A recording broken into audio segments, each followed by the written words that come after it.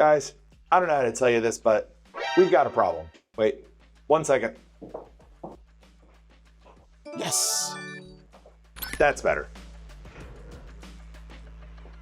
Specifically, we have a problem with testosterone.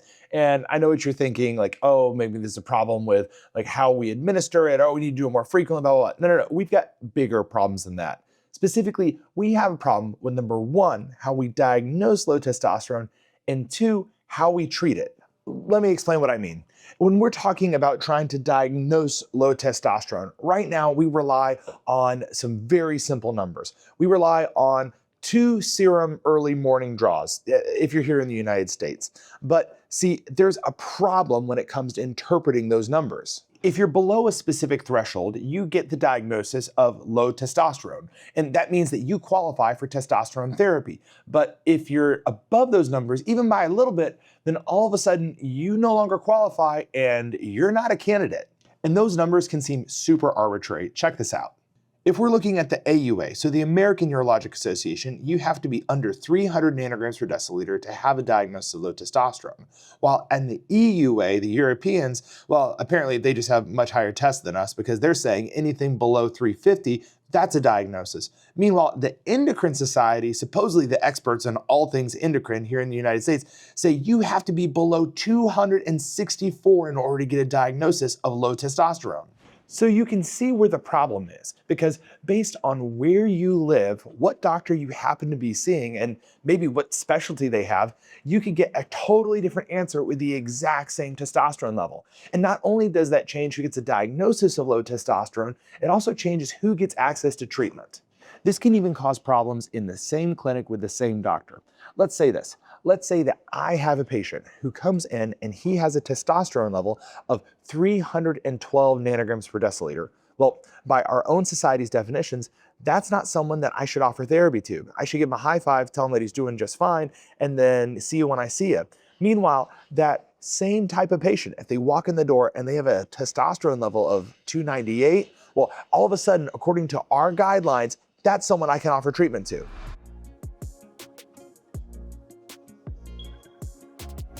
And this is a question that we need to figure out because we have a problem in this country. Right now, we are experiencing a population level decline of testosterone levels by estimated to be about 1% per year, not accounting for aging. That means that 60-year-olds this year have 1% lower testosterone than 60-year-olds did last year. That means that 20% of young men in this country right now are at risk for sexual dysfunction, fat gain, muscle loss, and ultimately like type 2 diabetes. Like we're talking profound risk factors for metabolic dysfunction, which we already know is the single biggest modifiable risk factor for long-term disease in the United States. And right now it's affecting 1 out of 5 of young men. And we know that testosterone therapy works. I mean, if you just look at the data, the overwhelming majority of men who get started on TRT experience huge increases in mood, in drive, in muscle mass, fat loss. We can correct things like insulin resistance and reduce the risk of things like sarcopenia and osteoporosis as people age. But if we go back to that example I gave you earlier, that guy who comes into clinic with a testosterone of 312, well, he doesn't qualify for that. But that second guy who came in at 298, according to our guidelines, I'm allowed to start him on TRT. And then I can push him all the way up to, let's say, 600, 700, 800, or maybe even higher. And then he's going to be on probably injectable testosterone or some other option where his levels are going to stay persistently elevated throughout the day, which means that he gets to be 3 to 4 times more optimized than the guy who came in just 14 points higher than him at the time of initial evaluation. I mean, listen, I get that you have to have the cutoff somewhere, but if you're that guy coming in at 312, does that seem fair to you? Thanks, man.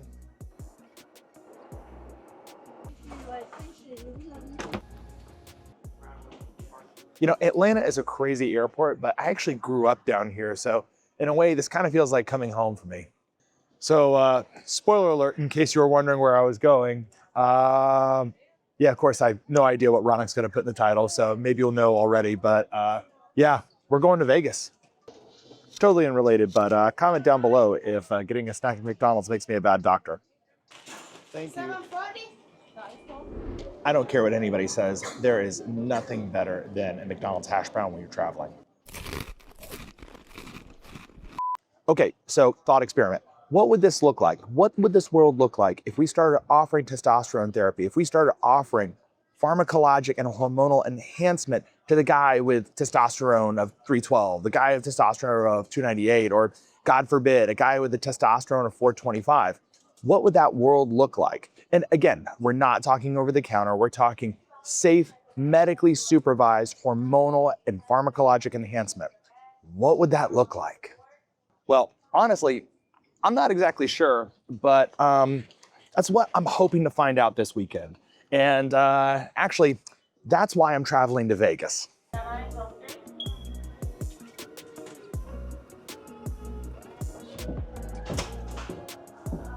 And while we're at it, why stop at just testosterone? Why not also include peptides, growth hormone, all of these really cool tools that we have at our fingertips, but we just really aren't using to their full potential right now?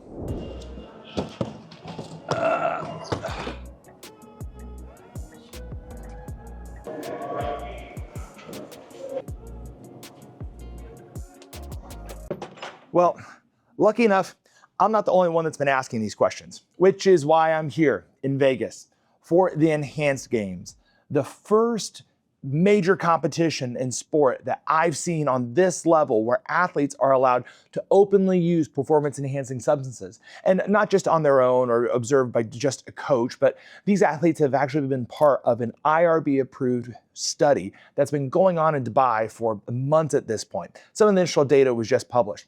And what we're gonna see this Sunday is going to be absolutely historic. We're gonna see for the first time what athletes are capable of, what people are capable of when you remove the limits that we've put on modern medicine, when you remove that sort of gatekeeping, and we can see what boundaries can be pushed and what records can be set. And I don't know about you guys, but I couldn't be more excited for it. So until next time, proceed accordingly.